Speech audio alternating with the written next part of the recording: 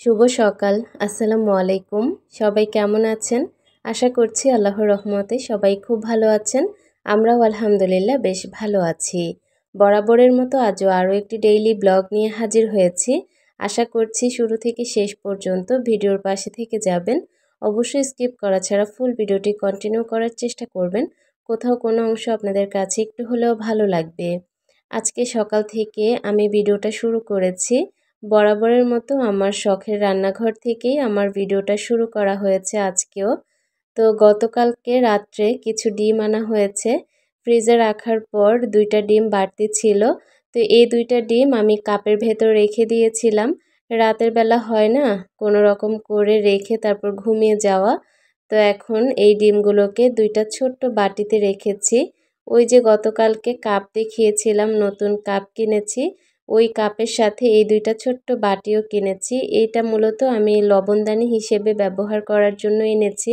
তবে না, এখন কিচেন অর্গানাইজেশনের কাজে ব্যবহার করে নিলাম। 2টা ডিম আমি জায়গা মতো রেখে পুরোটা তাক ভালো করে মুছে নিয়েছি, কাপগুলোও ভালো করে মুছে নিয়েছি। এখন পুরোটা কিচেন একটু আলতো হাতে মুছে নেব। যদিও গতকাল রাতে আমি সমস্ত রান্নাঘর ভালো করে পরিষ্কার পরিপাটি করে রেখে দিয়েছিলাম, যেন সকালে ঘুম থেকে ওঠার পর আমার একদমই কষ্ট করতে না হয়। মানে রান্নাঘর অপরিষ্কার থাকলে ওই রান্নাঘরে আমার রান্না করতে একদমই ইচ্ছে করে না।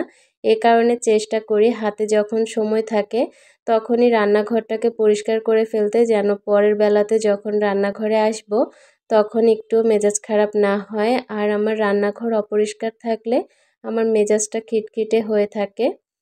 তো এদিক থেকে আমি রান্নাঘর পুরোটা ভালো করে একটা তাওয়াল দিয়ে মুছে নিয়েছি। আর সকালের নাস্তায় এখন আম ছিলে নেব। আম চিড়া দিয়ে দুধ মুড়ি খাবো আজকেও। কারণ এখন যেহেতু বাসায় অনেক আম আছে, আমগুলো যদি প্রতিনিয়ত খাওয়া না হয় তাহলে আমটা নষ্ট হয়ে যাবে। এ কারণে চেষ্টা করছি প্রতিদিন সবাইকে একটু আম চিড়া মুড়ি খাওয়ানোর জন্য। এতে করে সবার তৃপ্তিও হবে, আমার আমগুলোও খাওয়া হয়ে যাবে। তো আমি এখানে অনেকগুলো আম নিয়েছি, এগুলো 2-3 জনকে দিয়েছি। তারপর আরও আম ছিলে তারপর আমরা সবাই নাস্তা করে নিয়েছি। তো এই আমগুলো ছিলার পর সবার প্রথমে আমি আমার বাচ্চাদেরকে আর আপনাদের ভাইয়াকে দিব। ওদের 3 জনকে খাওয়ানোর পর আমরা 3 জন খাবো। তো এখানে হচ্ছে আমি চিড়া ধুয়ে নিচ্ছি, শুধুমাত্র ওদের 3 জনের জন্য ধুয়ে নেব, তারপর আমাদের 3 জনের জন্য ধুয়ে নেব। এরকম অল্প অল্প করে নিচ্ছি, কারণ আমি কোনো জিনিসের আন্দাজ করতে পারি না, একবারে অনেকগুলো পরিমাণে করে ফেলি আর পরবর্তীতে দেখা যায় যে সেগুলো নষ্ট হয়ে যায়। এই যে চিড়াটা করেছি এটা আসলে মেপে মেপে করেছি, যেন একটু চিড়াও নষ্ট করতে না হয়। আমি মানুষটাই এমন, একটা জিনিসেরও আন্দাজ করতে পারি না, অনেক অনেক বেশি করে ফেলি, পরবর্তীতে দেখা যায় যে অতিরিক্ত হয়ে গিয়েছে, পরে ফেলে দেওয়ার প্রয়োজন হয়। তো যাই হোক, চিড়া মুড়ি ভিজিয়ে সবাইকে নাস্তা দিয়েছি আর আমি এখন ড্রয়িং রুমের একটা কর্নারে সোফায় বসে নাস্তাটা করে নিচ্ছি।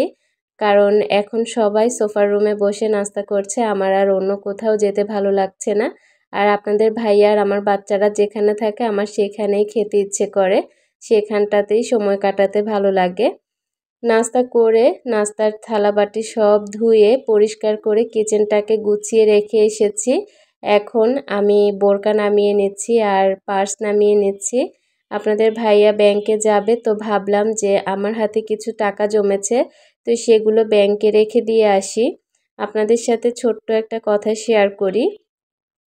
আমার কাছে আপনাদের ভাইয়া প্রতিনিয়ত সংসারের জন্য যে খরচটুকু দেয়, মানে সংসার খরচের টাকা আমি অনেকটাই বাঁচিয়ে রাখতে পারি।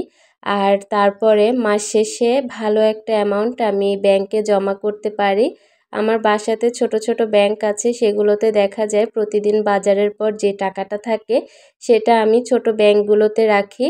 আর এই যে ইসলামী যে ব্যাংকটা দেখতে পেয়েছেন, আমি গিয়েছি আপনাদের ভাইয়ার সাথে, ওখানে দেখা যায় সংসারের টাকা বাঁচিয়ে আমি প্রতি মাসে বড় একটা অ্যামাউন্ট রাখতে পারি। আর সংসারের মহিলারা যদি টাকা জমাতে না পারে, পুরুষরা কখনোই পারে না। যেমন আপনাদের ভাইয়ার কথাই বলি, তাকে আমি অনেক জোর জবস্তি করে আগে টাকা জমাতে বলতাম, তবে একটা পর্যায়ে দেখলাম সে টাকা জমানোর প্রতি অত বেশি আগ্রহী না।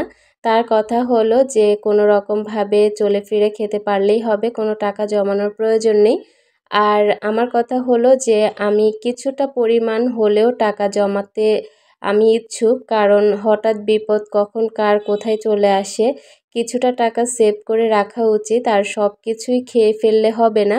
আর আপনাদের ভাইয়ার কথা হচ্ছে আল্লাহ রিজিকে যা রেখেছে তা খেয়ে যাই, কোনো প্রয়োজন নেই টাকা জমানোর। যেভাবে চলছি আলহামদুলিল্লাহ ভালো আছি, তবে আল্লাহ যে সবসময় ভালো রাখবে তার তো কোনো ঠিক নেই। মানুষের বিপদ আপদের কথা বলা যায় না, এ কারণে আমি চেষ্টা করি আমার সংসারের টাকা বাঁচিয়ে আমি প্রতি মাসে কিছুটা টাকা সেভ করতে। আর এইটা প্রতি মাসে আমি চেষ্টা করি, যার কারণে আলহামদুলিল্লাহ আমার কাছে কিছু টাকা সেভ থাকে সব সময়। তো এখানে হচ্ছে আমি চা তৈরি করে নিচ্ছি। প্রথমে আমি তো কথা বলতে বলতে বেডশিটটা উঠিয়ে নিয়েছি। বেডশিটটা উঠাতে গিয়ে মনে হলো যে সকালে তো এখনও চা বানানো হয়নি, কাউকে চা দেয়া হয়নি। তো এখন চাটা আগে বানিয়ে তারপর খেয়ে আবারও কাজে লেগে পড়ব। চা বানাতে বানাতে আরেকটু কথা শেয়ার করি। প্রত্যেক মাসে টাকা জমাতে পারবেন শুধুমাত্র সংসারের খরচটা একটু কমিয়ে দিলে। যেমন আমার বাসায় আমি আগে অনেক খরচ করতাম, সংসারের প্রত্যেকটা জিনিস কেনাকাটা বলেন, সেই সাথে একটু জমিদারিভাবে চলাফেরা করতাম। তবে আমি এখন চলি না যে তা না, চলি, তবে কেনাকাটার পরিমাণটা একটু কমিয়ে দিয়েছি। কারণ আমি চাই যে আমি কিছুটা পরিমাণ টাকা প্রতি মাসে সেভ করি। আর যখন আমি কেনাকাটা করি বেশি, তখন কিন্তু আর এই সেভিংসটা করতে পারি না। যেমন সংসারের অনেক দামি দামি জিনিস কেনা বা অনেক রকমের অযথা বাড়তি খরচ আছে যেগুলো চোখে দেখলেই কিনতে মন চায়। আমি কিন্তু এরকমটাই ছিলাম, আমি কিছু দেখলেই আমার কিনতে ইচ্ছে করে, আর টাকা হাতে থাকলে সাথে সাথে কিনে ফেলি। আর অনেক সময় এমন হতো টাকা হাতে আসার সাথে সাথে আমি পাগল হয়ে যেতাম কখন আমি মার্কেটে যাব। তো এই অভ্যাসগুলো আমি কিন্তু বাদ দিয়েছি, এই কারণে এখন মাস শেষে আমি মোটা অঙ্কের একটা টাকা জমাতে পারি। আর আমি কিন্তু এখন আর সেরকম আগের মতো কেনাকাটা করি না। আর সংসারের বাজারের টাকা যেমন প্রতিদিন আমার অল্প কিছু তরকারি হলেই হয়ে যায়, সেখানে আমি আগে আনতাম অনেকগুলো তরকারি, মানে আমি বস্তা ভর্তি করে তরকারির বাজার নিয়ে আসতাম। আমি মানুষটাই এমন, একটু কেনাকাটা করতে বেশি পছন্দ করি। আর এখন যেহেতু আমি টাকা সেভ করার একটা নেশাও ঢুকেছে মাথার ভেতর, এখন কিন্তু আমি অল্প তরকারিতেও আমার সংসারটা সুন্দর চলে যাচ্ছে। তো এভাবে করেই আমি মূলত আমার সংসারের টাকাগুলো সেভ করি। আর কেনাকাটা একদমই বাদ দিয়ে দিয়েছি, কারণ আমার চলার মতো পর্যাপ্ত জিনিস আছে। শুধু শুধু আমি টাকা নষ্ট করে এই জিনিসগুলো কেনাকাটা করে টাকা অপচয় করতে চাচ্ছি না। সময় থাকতে কিছু টাকা সেভ করে নিচ্ছি, এতে করে দেখা যাবে পরবর্তীতে কোনো প্রয়োজনে আমি এই টাকাগুলো খরচ করতে পারবো। আর সবার প্রথমে হচ্ছে নিজের জন্য কিছু সেভ করতে হয়, এটা সবার ক্ষেত্রেই উত্তম। আমি সবাইকে বলবো কিছু কিছু টাকা হলেও নিজেরা সেভ করে রাখবেন, এতে করে অনেক ভালো হবে একটা সময়ে গিয়ে। আমি আমার ছোট ছোট যে ব্যাংকগুলো আছে সেগুলোতে প্রতিনিয়ত টাকা রাখার চেষ্টা করি। অল্প হলেও 10 টাকা হলেও আমি প্রতিনিয়ত রাখার চেষ্টা করি। এতে করে দেখা যায় যে ব্যাংকটা যখন কয়েকদিন পর ভেঙে ফেলি, তখন ভালো একটা অ্যামাউন্ট যোগ করতে পারি। তো এই আর কি, কথা বলতে বলতে তো অনেক কথাই বলে ফেললাম। আসলে আমি অনেক সুন্দরভাবে আমার সংসারের টাকাগুলো জমাই, আর সেগুলোই আপনাদের সাথে শেয়ার করার চেষ্টা করি। তো যাই হোক, এখন একটু ভিডিওতে ফিরে আসি। আমি আমার বেডরুমটাকে একদম পরিপাটি করে গুছিয়ে রেখে এসেছি। এখন ছাদ বাগানে চলে এসেছি কিছু মিষ্টি কুমড়ো পাতা তুলে নেওয়ার জন্য। অনেকগুলো মিষ্টি কুমড়ার বীজ ফেলেছিল আপনাদের ভাইয়া, সেখান থেকে এত সুন্দর মিষ্টি কুমড়া পাতা বের হয়েছে, মানে ডগাতে ভর্তি হয়ে গিয়েছে। প্রত্যেকটা জায়গায় যেখানেই পড়েছে সেখানেই গাছ হয়েছে মাশাল্লাহ। আর বৃষ্টির পানির কারণে প্রত্যেকটা গাছ অনেক বেশি পরিমাণে হয়ে গিয়েছে। আর এগুলো তুলে আজকে দুপুরের জন্য রান্না করব মাছের মাথা দিয়ে, আর ইনশাল্লাহ আপনাদের সাথে সেটা শেয়ার করব। তো এই তো গাছগুলো তুলে নিচ্ছি, মানে পাতাগুলো ডগাগুলো সহ তুলে নিয়েছি মিষ্টি কুমড়োর। তো এখন ছাদ থেকে এসে আমি হচ্ছে এগুলো বেছে নিচ্ছি।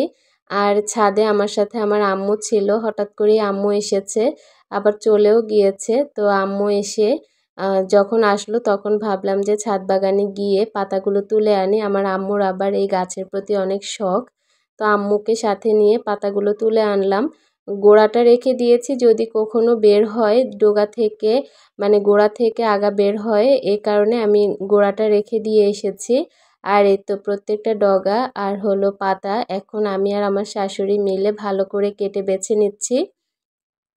সবজি কাটা বাছা বা সবজি খাওয়া আমার অনেক পছন্দের। মাছ মাংসের চেয়ে আমি কিন্তু সবজি জিনিসটা, শাক সবজি জিনিসটা খুব পছন্দ করি। আর প্রতিদিন চেষ্টা করি আমার খাবার মেনুতে একটা শাক অথবা একটা ভাজি রাখার জন্য। শাক অথবা ভাজি ভর্তা দিয়েই আমার পেট ভরে সুন্দর ভাত খাওয়া হয়ে যায়।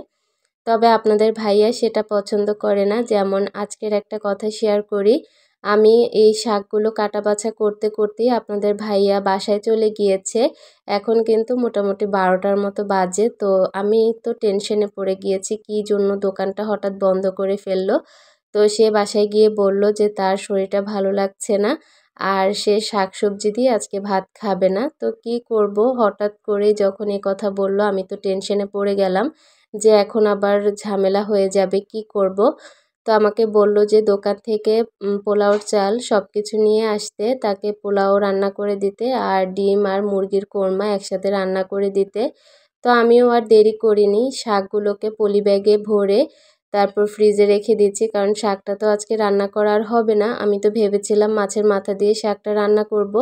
তবে সে এসে যখন বলল তো শাক রান্না করে শুধু শুধু ফেলে দেওয়ার প্রয়োজন নেই, পরবর্তী দিনে আমি রান্না করতে পারবো, এ কারণে ফ্রিজে রেখে দিয়েছি। আর এখন আমাদের নিচে দোকান থেকে আমি পোলাওর চাল, তারপর যা যা প্রয়োজন ডিম থেকে শুরু করে সবই নিয়ে এসেছি। আমার বাসায় মাসিক বাজার কখনোই এখন আর করা লাগে না, যেহেতু আমাদের নিচে দোকান আছে। আর দোকান হচ্ছে একটা শপের মতো আমরা তৈরি করেছি। তো গ্রোসারি আইটেমগুলো যা প্রয়োজন হয় সব আমি আমার দোকান থেকে একটা একটা করে নিয়ে আসি। আর এই কারণে মাসিক বাজার করে পুরো বাসাটা ভর্তি করতে আমি এখন আর চাই না, কারণ নিচে দোকান আছে, যখন প্রয়োজন তখন দোকান থেকেই নিয়ে আসি। আপনাদের ভাইয়া বাসায় এসে বলল তার অনেক ক্ষুধা পেয়েছে, পোলাও মাংস করতে তো সময় লাগবে, তাকে যেন এখন অল্প তেলে একটু নুডলস রান্না করে দেই। তো আমিও আর দেরি করিনি, ঝটপট তাকে নুডলস রান্না করে দিয়েছি, একদম শুধুমাত্র একটা ডিম দিয়ে সাদা সাদা করে, কাঁচামরিচ বেশি করে দিয়ে ঝাল ঝাল করে নুডলসটা একদম এক মশলাতে রান্না করে দিয়েছি। খেতে খুব সুস্বাদু হয়েছে। আমি একটু টেস্ট করে তাকে দিয়ে এসেছি, তারা বাপ বেটিরা মিলে খেয়ে নিচ্ছে। আর এদিক থেকে আমি রান্নাও বসিয়ে দিয়েছি। মাশাল্লাহ খুব সুন্দর হয়েছে আজকের পোলাও রান্নাটা। পোলাওটা রান্না করে আমি দমে বসিয়ে দিয়েছি। আর পোলাও রান্না করতে সেরকম একটা সময় লাগে না। আমার হাতের পোলাও সবাই খুব পছন্দ করে, খুব ঝরঝরে হয়।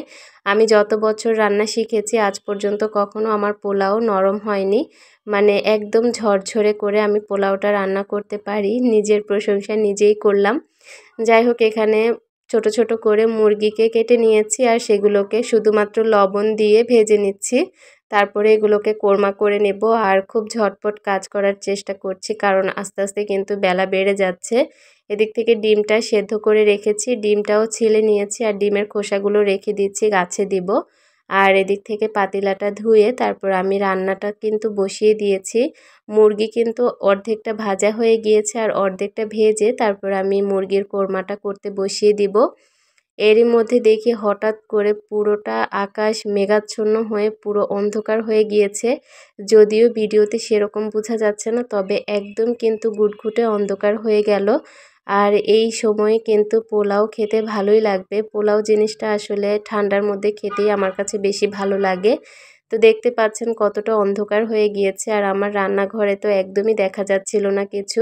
এ কারণে আমি রান্নাঘরের লাইটটা জ্বালিয়ে তারপর ভিডিও করছি, তারপরেও ভিডিও একদম অন্ধকার হয়ে যাচ্ছে। তো এদিক থেকে আমি মুরগিটা ভেজে তুলে রেখেছি আর এখন পোলাওটা দমে রেখেছি, মোটামুটি হয়ে গিয়েছে। পোলাওটা নামিয়ে নেব, কারণ বেশি সময় থাকলে পোলাওটা আবার শক্ত হয়ে যাবে, এ কারণে নামিয়ে রেখে দিব। আর এই চুলাতেই আমি এখন মুরগির কোরমাটা করে নেব। এক চুলাতেই হয়ে যাবে, কারণ আজকে তো রান্না আর বেশি নেই, শুধুমাত্র এই একটা রান্না করলেই হয়ে যাবে। তো এখন আমি পেঁয়াজ, আদা, রসুন সব একসাথে যে ব্লেন্ড করে রেখেছিলাম সেটা দিয়ে তেলের মধ্যে এখন ভালো করে ভেজে নেব। আর একদিকে আমি রান্নাটা বসিয়েছি, অন্যদিকে চুলাটা ভালো করে মুছে নিচ্ছি। কাজগুলো কমিয়ে নেওয়ার চেষ্টা করছি, কারণ বেলা ভালোই হয়ে গিয়েছে, গোসল নামাজ সব বাকি আছে। তো হুট করে আসলে কোনো কিছু খাবারের বায়না ধরলে আমার কাছে এর জন্যই ঝামেলা লাগে। যদি এই খাবারের কথাটা সকালে বলে যেত, আমি আস্তে আস্তে প্রিপারেশন নিয়ে রান্নাবান্নার কাজগুলো করে নিতে পারতাম। তবে হঠাৎ করে যখন 12টা বাজে এসে বলে, তখন বুঝতেই পারছেন কাটা বাছা ধোয়াপালা সব করে নিতে নিতে অনেক বেশি সময় লেগে যায়। তো যাই হোক, আমি ঝটপট রান্না করে নিচ্ছি। এখানে পেঁয়াজটা যখন একটু ভাজা ভাজা হয়েছে তখন আমি রোস্টের মশলা দিয়ে দিয়েছি। তারপর সস থেকে শুরু করে গুঁড়ো দুধ, টক দই সব কিছু দিয়েছি। গোটা মশলা দিয়ে লবণ, চিনি পরিমাণ মতো দিয়ে তারপর মশলাটাকে ভালো করে কষিয়ে নিয়েছি। একদম ভাজা ভাজা হয়ে যাওয়ার পর আমি মুরগি আর ডিমটা একসাথে দিয়ে দিয়েছি। এরপর পরিমাণ মতো অল্প একটু পানি দিয়ে এখন দমে বসিয়ে দিয়েছি। রান্নাটা হয়ে যাবে, বেশি একটা সময় লাগবে না। বৃষ্টি যেহেতু চলে আসবে, এ কারণে ভাবলাম বেলকনির যে কাপড়গুলো আছে সেগুলো তুলে নেই, কারণ কিছুক্ষণের মধ্যেই ঝুম বৃষ্টি শুরু হয়ে যাবে। এত পরিমাণে ঘুটঘুটে অন্ধকার হয়ে গিয়েছে। তো আমি এখানে আমার গাছগুলোর একটু যত্ন করে নেব, কারণ গাছে অনেক মরা পাতা হয়েছে। পাশের বাসার মামার যে গাছ আছে এখানে অনেক জবা ফুল ফুটেছে, মাইক ফুল ফুটেছে, হয়তোবা ভিডিওতে বোঝা যাচ্ছে না, তবে অনেক ফুল ফুটে আছে। খালি চোখে দেখতে খুব ভালো লাগছে। বাহিরের ওয়েদার, সেই সাথে আমার রান্না বান্নাও শেষ। এখন আমি গোসল করে নামাজ পড়ে সবাইকে খাবার দিয়ে দিব। আজকের রান্নাটা কেমন হয়েছে অবশ্যই জানাবেন। সেই সাথে আমার পুরো ব্লগটা দেখে কেমন লেগেছে অবশ্যই জানাতে ভুলবেন না। আজকের মতো বিদায়, সবাই ভালো থাকবেন। আল্লাহ হাফেজ।